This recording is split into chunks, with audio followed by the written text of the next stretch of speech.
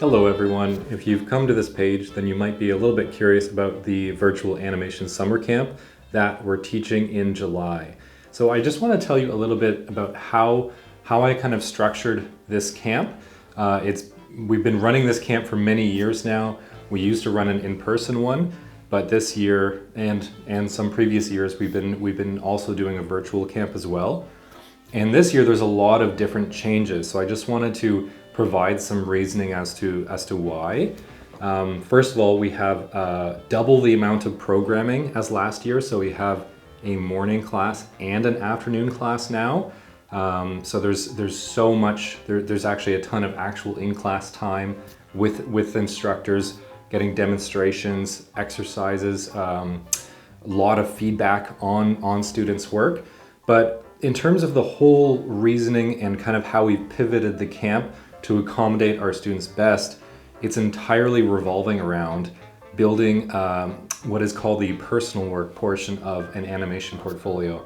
So in most animation portfolios that universities and colleges require, there's the list of the required pieces that they're looking for. Usually it's a mixture of life drawing, observational drawing rooms from observation, things like that, with a mixture of more imaginative, animation-y sort of work like character design, background design, prop design sometimes, environments, sketching, storyboarding, things like that. You get this range of observational and imaginative work.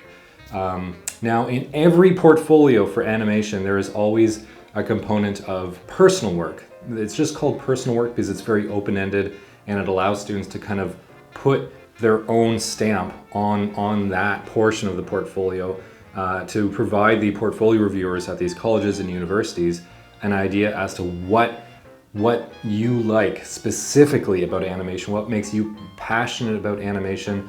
So if you really like character design, so many students do, if you really like character design, then you can fully explore that. You can do a whole character lineup. You can show characters at different ages, young, old, adult, characters in different outfits, different sort of secondary and tertiary characters in your story.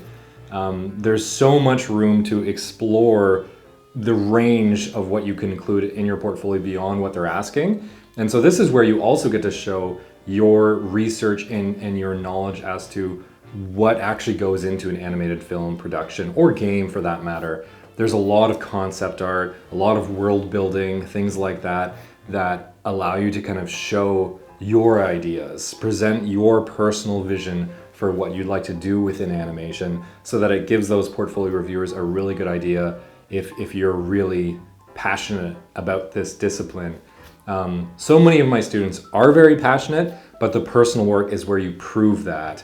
And so we've kind of made the virtual animation summer camp this year so different than previous years because we've entirely oriented the entire camp around the creation of that personal work section. This is also in part because many colleges and universities don't release their portfolio requirements until later. Where I studied, Sheridan College, they don't release their portfolio until next November of each year, sometimes October if we're lucky. But one thing that doesn't change, and that will be universal to so many different portfolios that you're making if you're applying to a number of different schools, is that personal work section. So the summertime before the year that you're applying is a fantastic time to build your personal work. Ideally, ending this summer with most of your personal work established, ideally almost finished, puts you in a fantastic place going into the next portfolio season.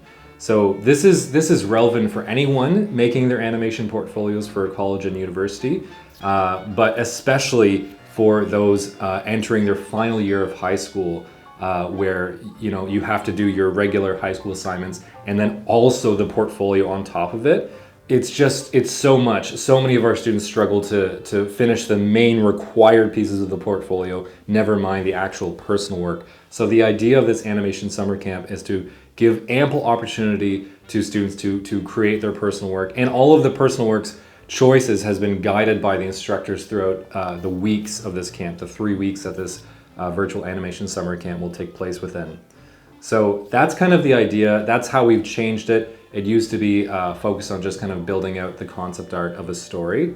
And that's still a part of it actually, but now it's more, each week the goal is to finish 2 personal works. So that by the end of the 3 weeks, you have 6 personal works that you are leaving the camp with.